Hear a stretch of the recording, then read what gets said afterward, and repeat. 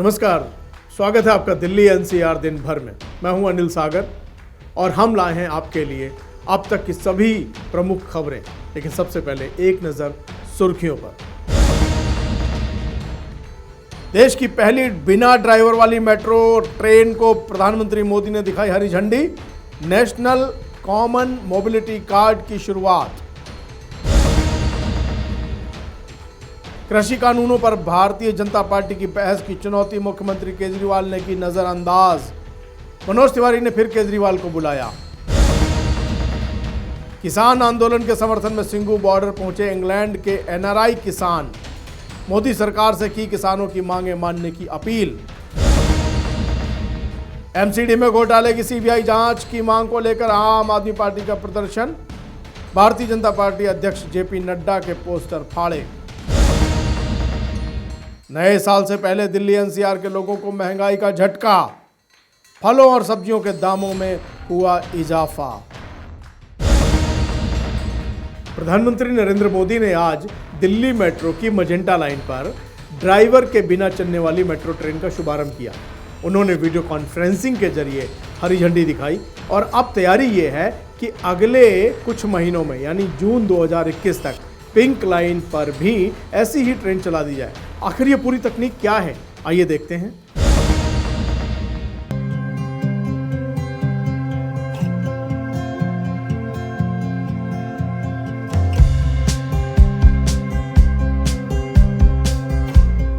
दिल्ली की लाइफलाइन माने जाने वाली दिल्ली मेट्रो के सफर में एक और माइलस्टोन जुड़ गया है। दिल्ली मेट्रो को एक और नई सौगात मिली है। प्रधानमंत्री नरेंद्र मोदी ने देश की पहली ड्राइवरलेस मेट्रो ट्रेन की शुरुआत दिल्ली में वीडियो कॉन्फ्रेंसिंग के जरिए की। इस इवेंट में दिल्ली के मुख्यमंत्री अरविंद केजरीवाल भी शामिल हुए। जनकपुरी पश्चिम से बॉटनिकल गार्डन तक मेट्रो की 37 किलोमीटर लंबी मजेंटा लाइन पर यह सुविधा शुरू की गई है। इससे मेट्रो के संचालन में इंसानी भूल की गुंजाइश खत्म हो जाएगी। दिल्ली मेट्रो रेल कॉरपोरेशन के मुताबिक ड्राइवरलेस मेट्रो में कुछ समय तक निगरानी के लिए ड्राइवर बिठाया जाएगा, लेकिन बाद में उसे हटा लिया जाएगा। देश की पहली ड्राइवरलेस मेट्रो की सौगात देते हुए पीएम मोदी ने जहां इसकी खूबियां गिनवाई, वहीं 2025 तक देश के 25 शहरों को मेट्रो सेवा देने का वादा भी किया, जिसके लिए सरकार प्रयास कर रही है। मुझे आज से लगभग 3 साल पहले मैजेंटा लाइन के उद्घाटन का सौभाग्य मिला था। आज फिर इसी रूट पर देश की पहली पूरी तरह से ऑटोमेटेड मेट्रो, जिसको हम बोलचाल की भाषा में ड्राइवरलेस मेट्रो भी कहते हैं, इसका उद्घाटन करने का अवसर मिला। ये दिखाता है कि भारत कितनी तेजी से स्मार्ट सिस्टम की तरफ आगे बढ़ रहा है। आज नेशनल कॉमन मोबिलिटी कार्ड, इससे भी दिल्ली मेट्रो जुड़ रही है। पिछले साल अहमदाबाद से इसकी शुरुआत हुई थी।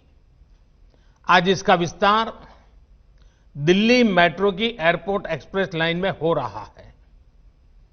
आज का यह आयोजन अर्बन डेवलपमेंट को अर्बन रेडी और फ्यूचर रेडी करने का प्रयास है।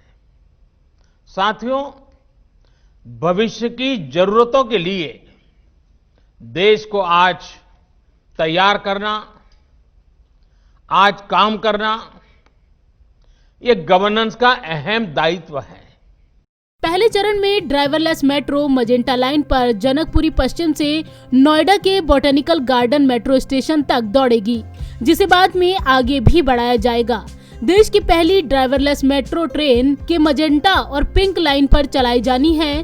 पहले चरण में ड्राइवरलेस ट्रेन मजेंटा लाइन पर जनकपुरी पश्चिम से नोएडा के बॉटनिकल गार्डन मेट्रो स्टेशन के बीच दौड़ेगी। उसके बाद साल 2021 में पिंक लाइन में 57 किलोमीटर तक ड्राइवरलेस मेट्रो ट्रेन चलाने की योजना है, जो मजलिस पार्क के शिव विहार तक दूरी तय करेगी। बाद में मेट्रो के पूरे तीसरे फेज में सभी लाइन पर ड्राइवरलेस मेट्रो चलाने की योजना है। ड्राइवरलेस मेट्रो की खूबियां। इसका सिस्टम इतना सेफ है कि कभी दो मेट्रो एक ही ट्रैक पर आ जाएं तो एक तय दूरी पर अपने आप रुक जाएगी। मेट्रो में सफर के दौरान कई बार झटके जैसा जो अनुभव होता है वो ड्राइवरलेस ट्रेन में नहीं होगा। ट्रेन में चढ़ने उतरने के दौरान पैसेंजर्स को किसी तरह की परेशानी नहीं होगी। कैसे काम करता है इसका सिस्टम? ड्राइवरलेस मेट्रो का सफर communication based train control signalling system CBTC से लैस है। यह सिस्टम एक वाईफाई की तरह काम करता है। ये मेट्रो को सिग्नल देता है जिससे वो चलती हैं। मेट्रो ट्रेन में लगे रिसीवर सिग्नल मिलने पर मेट्रो को आगे बढ़ाते हैं। विदेश की कई मेट्रो में इस सिस्टम को यूज किया जाता है। इसके साथ ही पीएम मोदी ने एयरपोर्ट मेट्रो पर पूरी तरह संचालित होने वाले नेशनल कॉमन मोबिलिटी कार्ड का उद्घाटन भी किया। पिछले 1.5 सालों में 23 बैंकों की तरफ से जारी रुपे डेबिट कार्ड से कोई भी व्यक्ति इस कार्ड के जरिए एयरपोर्ट एक्सप्रेस लाइन पर सफर कर सकेंगे। ये सुविधा 2022 तक पूरे दिल्ली मेट्रो नेटवर्क पर मिलेगी। इसके बाद स्मार्ट कार्ड के साथ ही डेबिट कार्ड से भी यात्री मेट्रो में सफर कर सकेंगे। The international association of public transport के मुताबिक 2019 तक दुनिया के 46 शहरों में 64 ऑटोमेटेड ट्रेनें चल रही थी और अब देश की राजधानी दिल्ली भी इन शहरों की लिस्ट में शुमार हो चुकी है। पंजाब केसरी ग्रुप के लिए संगीता सिंह की रिपोर्ट, दिल्ली। कृषि कानून को लेकर किसान और भारत सरकार के बीच बातचीत जो है 29 तारीख को होनी थी, लेकिन अब भारत सरकार ने 30 तारीख की नई तारीख तय कर दी है। दूसरी तरफ भारतीय जनता पार्टी और आम आदमी पार्टी के बीच इस पर घमासान चल रहा है। भारतीय जनता पार्टी के सांसद मनोज तिवारी ने दिल्ली के मुख्यमंत्री अरविंद केजरीवाल को न्योता दिया और कहा, आइए मैं आपको कृषि कानून के फायदे बताता हूं, लेकिन उन्होंने इस न्योते को नज़रअंदाज कर दिया। अब फिर से उन्होंने दोबारा कहा है कि मैं आम आदमी पार्टी के मुखिया को कृषि कानून के सभी फायदे बताऊंगा। अब आप समय बताएं, तारीख बताएं, जहां कहें मैं आ जाऊंगा और मैं वहीं बताऊंगा। आइए देखते हैं ये पूरी रिपोर्ट। कृषि कानूनों के विरोध में देश भर के लाखों किसान दिल्ली की सीमाओं पर डटे हुए हैं। वहीं विपक्षी दल भी कृषि कानूनों को लेकर सरकार के खिलाफ हमलावर हैं। दिल्ली की केजरीवाल सरकार भी किसानों के समर्थन में खुलकर आ गई है और केंद्र के इस कानून को काला कानून करार दिया है। वहीं दिल्ली प्रदेश बीजेपी ने केंद्र के नए कृषि कानूनों का विरोध करने पर मुख्यमंत्री अरविंद केजरीवाल को घेरने की कोशिश की है। पार्टी के प्रदेश अध्यक्ष आदेश गुप्ता और पार्टी के लोकसभा सदस्य मनोज तिवारी ने सीएम केजरीवाल से अपनी पसंद की तारीख और जगह तय करने को कहा है, जहां वो इन कानूनों के फायदे उन्हें समझा सकें। इससे पहले मनोज तिवारी ने शनिवार को मुख्यमंत्री को मदर टेरेसा क्रिसेंट रोड स्थित अपने आवास पर नए कृषि कानूनों को लेकर संदेह स्पष्ट करने के लिए आमंत्रित किया था, जिसे सीएम अरविंद केजरीवाल ने नजरअंदाज कर दिया।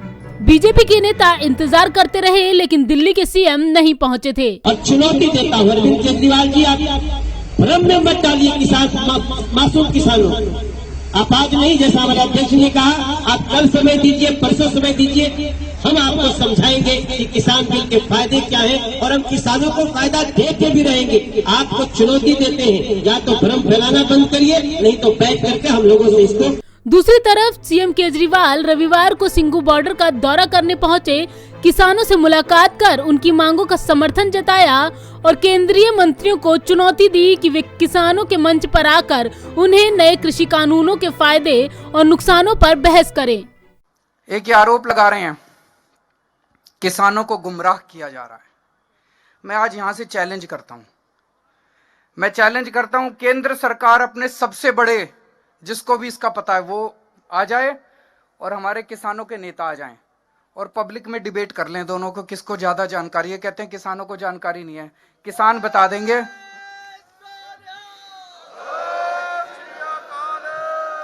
मैंने किसान जत्थेबंदियों के जितने नेता हैं, मैंने इनके भी सारे वीडियो सुने हैं। इतने शानदार तरीके से आपको संविधान समझा देते हैं। इनको सारा संविधान पता है, इनको सारा कानून पता है। मुझे पूरा यकीन है जितना इनको पता है उतना तो इनके मंत्रियों को भी नहीं पता होगा।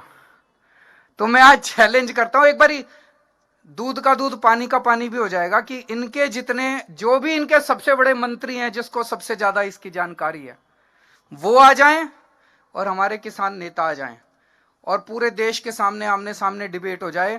पूरे देश को पता चल जाएगा ये कानून कितने खतरनाक हैं और ये कानून कितने गंदे हैं।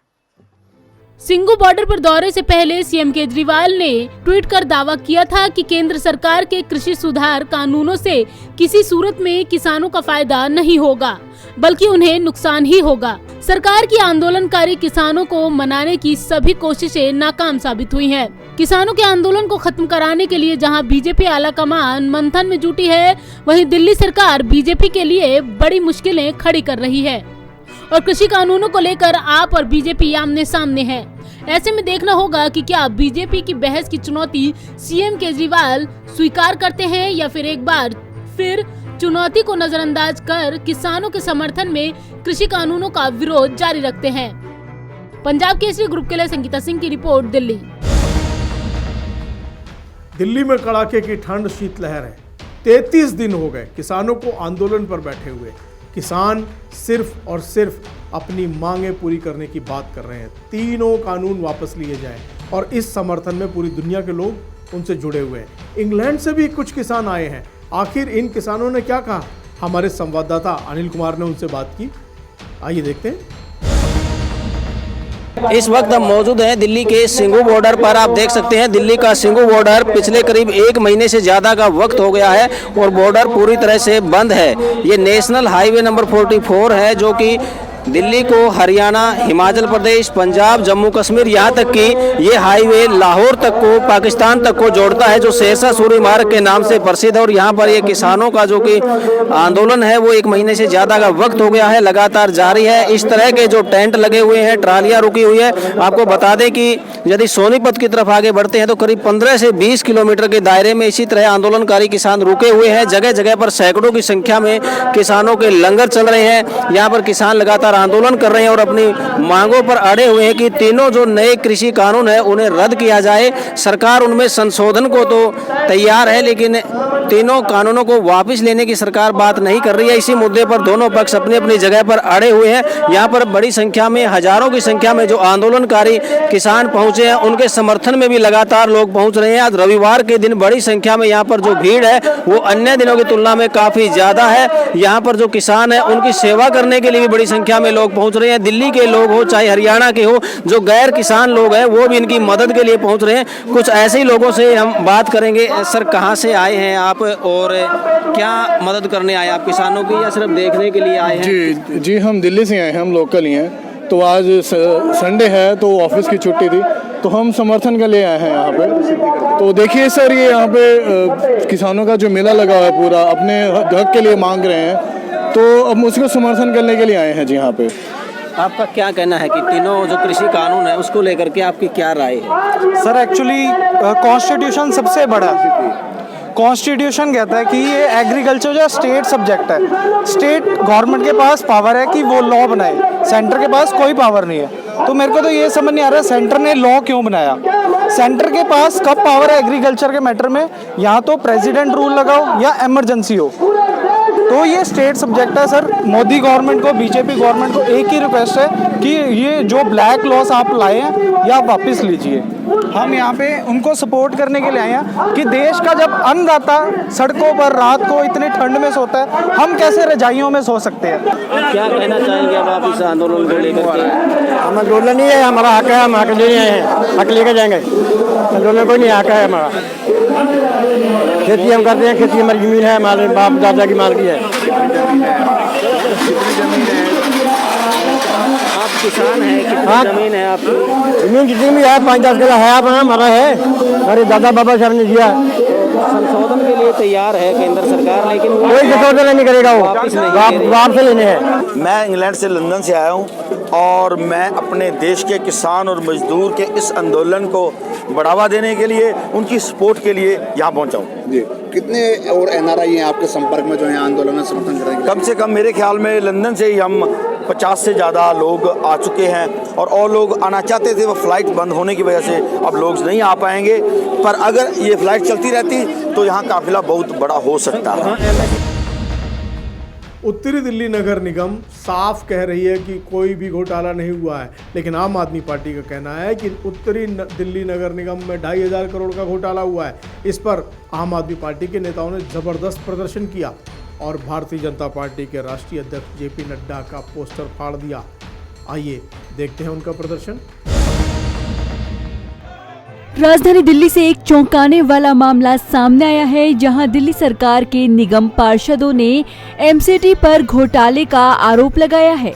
इतना ही नहीं, आप कार्यकर्ताओं ने बीजेपी के खिलाफ जमकर प्रदर्शन भी किया और केंद्रीय मंत्री जेपी नड्डा के पोस्टर तक फाड़ डाले। जो बीजेपी शासित एमसीडी ने 2500 करोड़ रुपए साउथ दिल्ली के माफ करे, वैसे एक तरफ हमारे पास कर्मचारियों को देने के लिए पैसा नहीं है, एक तरफ हमारे कर्मचारी भूखे मर रहे हैं, एक तरफ पार्षदों में फंड नहीं है। आपने साउथ दिल्ली के 2500 करोड़ में माफ कर दिए। ना आपने स्टैंडिंग में चर्चा करी, ना आपने हाउस में चर्चा करी। आपने आपस में तालमेल बना के वो 2500 करोड़ माफ कर दी। ये 2500 करोड़ देश का बहुत बड़ा घोटाला है और हम 2500 करोड़ में निकाल के रहेंगे। वैसे हमारा एक एक कर्मचारी बेचारा भूखा मर रहा है, उनके घर में खाने को नहीं है। आपने साउथ दिल्ली के जो पैसे वाले साउथ दिल्ली है उसके पैसे माफ कर दिए। आज हम मेयर के घर का घेराव करेंगे, उस मेयर के घर का घेराव करेंगे जिस मेयर को यहाँ की जनता नहीं जानती। यही घोटाला हम बताना चाहते हैं कि मेयर को जब हमारे कर्मचारियों को रहने के लिए पैसा नहीं है, तनख्वाह नहीं है, तो मेयर को सरकारी बंगला क्यों दे रखा? कौन है मेयर? भगवान है क्या मेयर? मेयर भी एक पार्षद है और पार्षद के घर पे आए हैं। आज पार्षद के आसपास के लोगों को बताएंगे, जनता को बताएंगे कि ये पार्षद जो 2500 रुपए ड्रगा चुका, यहाँ की जनता को बताएंगे। जब मेरी इलेक्शन लड़ने आएगा, जनता पूछेगी कि तुमने 2500 करोड़ रुपए खाए हैं, तुम उसका हिसाब दो। हम मेयर के घर पे आए हैं, जहाँ मेयर रहता था, जहाँ से मेयर इलेक्शन जीता है। यहाँ की जनता को बताएंगे, एक एक घर में जाके लोगों को बताएंगे आपके मेयर ने 2500 करोड़ घोटाला करा, जिसे यहाँ की जनता भी नहीं जानती। अगर देना तो कोर्ट में जाओ, साबित करो। हम साबित कर रहे हैं 25 करोड़ रुपए लेना है। आओ, अगर कोई चीज पास होती है तो हाउस में स्टैंडिंग में पास होती है, यहाँ पास कैसे कर दिया आप लोगों ने? तो ये 2500 करोड़ पूरा बड़ा घोटाला है। आप पार्टी के निगम पार्षदों ने 2500 करोड़ रुपए के घोटाले को लेकर सदर बाजार वार्ड 80 में प्रदर्शन किया है, जबकि वार्ड 80 खुद महापौर जयप्रकाश नड्डा का वार्ड है। इतना ही नहीं, आप तस्वीरों में साफ देख सकते हैं कि ये लोग कैसे प्रदर्शन कर रहे हैं और केंद्र सरकार के खिलाफ जमकर नारेबाजी कर रहे हैं। देखिए, जहाँ पर मेयर साहब रहते हैं वहीं पर आए हैं, सिविल लाइन वो नहीं रहते, वहीं पे रहते हैं, पहली बात। दूसरी बात, हमारा कोई ऐसा नहीं है कि हम मेयर साहब के घर पर जाके कोई चाय पीनी है या हम उनके यहाँ पर कोई नाश्ता करने आए। हमारा सीधा से है जो 2500 करोड़ का घोटाला हुआ है, दिल्ली के इतिहास का जो सबसे बड़ा घोटाला, दिल्ली के इतिहास का जो सबसे बड़ा घोटाला हुआ है, दिल्ली के इतिहास का जो सबसे बड़ा घोटाला ये हुआ है, दिल्ली के इतिहास का जो 2500 करोड़ का सबसे बड़ा घोटाला हुआ है, इसकी जांच होनी चाहिए। ये किसी का व्यक्तिगत पैसा नहीं था, दिल्ली की जनता के टैक्स का पैसा था। ये उन टीचर्स का पैसा था जिनको 6 महीने से सैलरी नहीं मिली और जिनको आज रेडी पटरी लगानी पड़ रही है। ये उन डॉक्टर्स का पैसा था जो कोरोना के टाइम में अपनी जान को दाव पर लगाकर मरीजों की सेवा कर रहे थे। ये उन सफाई कर्मचारियों का पैसा था जो सुबह 6 बजे आकर ड्यूटी करते हैं, उनको 4 महीने से तनख्वाह नहीं मिलती। ये उन सभी कर्मचारियों और अधिकारियों का पैसा था जो एमसीडी को अपनी सेवाएं दे रहे हैं। लेकिन इस 2500 करोड़ रुपए का जो गबन हुआ है, जो स्कैम हुआ है, इसकी जांच होनी चाहिए। एक तरफ भारतीय जनता पार्टी पारदर्शिता की बात करती है और जब हम दिल्ली विधानसभा में सेशन बुलाते हैं और सीबीआई जांच का रेजोल्यूशन पास करते हैं, तो इनके 8 के 8 विधायक उसके खिलाफ वोटिंग करते हैं। तो ये इनकी मंशा को दर्शाता है कि इसके पीछे कितना बड़ा खेल हुआ है। आप 2500 करोड़ रुपए की बोल रहे हैं, वो 13,000 करोड़ की बोल रहे हैं। क्या आपको उनको देना है, आपको देना है? क्या चक्कर है? ये सारे एक दूसरे के पीछे राजनीति कर रहे हैं सारे। देखिए, भारत एक संवैधानिक देश है, लोकतांत्रिक देश है, यहाँ पे सारी प्रक्रिया है। वो जो 13,000 करोड़ की बात कर रहे हैं, 5 नवंबर और 16 दिसंबर 2 बार कोर्ट में डेट हुई। एमसीडी, तीनों एमसीडी के वकील गए, वहाँ पर वकीलों ने कोई 13,000 करोड़ की बात नहीं की, कोई बात नहीं की दिल्ली सरकार से पैसा लेना है। वो कोर्ट में कुछ कहते हैं, बाहर कुछ कहते हैं। ये उनकी धोरी चाल है, अपने आप को अपनी जिम्मेदारी से भागने के लिए, जनता से बचने के लिए, कर्मचारियों से बचने के लिए वो कुछ भी आंकड़ा लेकर बैठ जाते हैं। हम जो ये आंकड़ा लेकर आए हैं, ये ऑथेंटिक है, उन्हीं के बजट का है, उन्हीं की किताब का है। वो 13,000 करोड़ अगर को लेने तो कोर्ट में जाए। जब कोर्ट ने, हाई कोर्ट ने बोल दिया दिल्ली सरकार से कुछ नहीं लेना, तो कोर्ट से बड़े हो गए क्या? ये 2,500 करोड़ में सफाई दी है, ये स्पेकुलेशन का पैसा था, ये जो लेना ही नहीं था। नहीं, ठीक किया जाए। नहीं, अगर लेना नहीं था तो 2012 से लगातार ये अपने बजट में दिखा रहे हैं। इनके कमिश्नर लगातार साउथ के कमिश्नर को नोटिस भेज रहे हैं पैसे के लिए। नॉर्थ के कमिश्नर ने साउथ के कमिश्नर के ऑफिस पर ताला लगा दिया कि पहले हमारे पैसे दीजिए, उसके बाद ऑफिस खुलेगा। आज ये कह रहे हैं पैसा नहीं देना है, तो अपने बजट में कैसे दिखा रहे हैं इसको लगातार 7-8 साल से। और फिर अगर आपको ऐसा कुछ था तो चोरों की तरह आपने जीरो क्यों किया? आप स्टैंडिंग कमेटी में लेके आते, हाउस में लेके आते, ऐसे चोरों की तरह जीरो क्यों किया? वो कह रहे हैं अनुमानित आय की है और अकाउंट ठीक होते ही रहते हैं, चलते रहते हैं। नहीं, ये सिर्फ बहाना है। तो जांच से क्यों भाग रहे हैं? अगर ऐसा है तो जांच से क्यों भाग रहे हैं? जांच करवा लीजिए, दूध का दूध पानी का पानी हो जाएगा। हम भी तो जांच की मांग कर रहे हैं। जांच करवा लीजिए। इलेक्शन आ रहे हैं, क्या इसी वजह से करा जा रहा है कि पहले क्यों नहीं उठाएगा? निगम का चुनाव में भी बहुत टाइम है, अभी 13-14 महीने बाद। लेकिन अगर कोई भी घोटाला होगा, हम ये पहला घोटाला नहीं है जो हम उठा रहे हैं। हम लगातार पिछले 6 महीने से रोज एक घोटाला खोल रहे हैं और उन्हीं घोटालों से घबरा के, डर के, पता नहीं कहाँ भी 13,000 करोड़ कोई सीएम हाउस के बाहर बैठ जाते हैं। तो ये इनके पास अभी कुछ है नहीं जनता के बीच जाने के लिए, कर्मचारी को भी जाने के लिए। जो अपनी जिम्मेदारियों से भाग रहे हैं और ये जो भ्रष्टाचार इन्होंने 15 साल में किया है और आज एमसीडी को इतना इन्होंने भंगू बना दिया है एमसीडी को कि आज उनके टीचर्स को रेडी पट्टी लगानी पड़ रही है। इससे कुछ हो नहीं सकता। इस मौके पर प्रदर्शनकारियों और पुलिस में भी टकराव हुआ, क्योंकि वे लोग बैरिकेडिंग तोड़कर निगम पार्षद के इलाके में घुसने को तैयार थे। फिलहाल मामला शांत है, लेकिन आप पार्टी के निगम पार्षदों का कहना है कि वे केंद्र सरकार द्वारा 2500 करोड़ रुपए के घोटाले का पर्दाफाश कर ही रहेंगे। पंजाब केसरी ग्रुप के लिए करुणा ठाकुर के साथ मोहम्मद इरफान की रिपोर्ट, दिल्ली। दिल्ली वासी अभी कोरोना की मार से उबरे नहीं थे कि सब्जी और फल रुलाने लगी है। खास तौर से प्याज आंसू बहा रही है, क्योंकि किसानों का आंदोलन चल रहा है। सब्जी की आवक जो है वो प्रभावित हो रही है। अब फल और सब्जियां जो हैं उनके दाम बढ़ गए हैं। जब दाम बढ़ते हैं तो रसोई का बजट गड़बड़ा जाता है। आइए देखते हैं पूरी रिपोर्ट। दिल्ली में कोरोना संकट और किसान आंदोलन के बीच लोगों के लिए महंगाई नई मुसीबत बन गई है। सब्जियों और फलों के दामों में भारी इजाफा हुआ है। टमाटर, प्याज समेत अन्य सब्जियों के दामों में बीते 2 दिनों में 1.5 गुना तक इजाफा हो गया है। वहीं फलों के दामों में भी यही बढ़ोतरी देखने को मिल रही है। प्याज का खुदरा भाव दिल्ली एनसीआर में 40 रुपए किलो है। वहीं 2 दिन पहले ये भाव 25 रुपए किलो तक था। टमाटर का खुदरा भाव 40 से 50 रुपए प्रति किलो में मिल रहा है। इससे पहले इसके दाम 30 रुपए प्रति किलो थे। इसके अलावा गाजर का खुदरा भाव रविवार को 30 रुपए प्रति किलो, बैंगन 30 रुपए किलो, करेला 80 रुपए किलो तक बिक रहा है। आलू और गोभी के दामों में कोई बदलाव नहीं हुआ है, जबकि अन्य सब्जियों और फलों के दामों में भी बढ़ोतरी दर्ज की गई है। सेब का भाव 120 रुपए किलो और नारंगी 40 से 60 रुपए किलो तक मिल रही है। राजधानी दिल्ली में चल रहे किसान आंदोलन की वजह से भाव में इजाफा देखने को मिल रहा है। आंदोलन की वजह से कई रास्ते प्रभावित हैं। सैकड़ों ट्रक बॉर्डर्स पर फंसे हैं। दूसरे राज्यों से सामान दिल्ली पहुंच नहीं पा रहा, जिसकी वजह से सब्जियों और फलों की आवक भी प्रभावित हो रही है। यही वजह है कि दामों में लगातार बढ़ोतरी हो रही है। किसानों के रुख से फिलहाल आंदोलन खत्म होने के आसार नजर नहीं आ रहे हैं। ऐसे में आसार है कि नए साल पर दिल्ली एनसीआर में महंगाई और ज्यादा बढ़ सकती है। पंजाब केसरी ग्रुप के लिए संगीता सिंह की रिपोर्ट, दिल्ली। हमारे इस खास बुलेटिन में बस इतना ही। आगे की खबरें आप देखते रहिए पंजाब केसरी नवोदय टाइम्स टीवी के साथ। मुझे यानी अनिल सागर को दीजिए इजाजत। नमस्कार।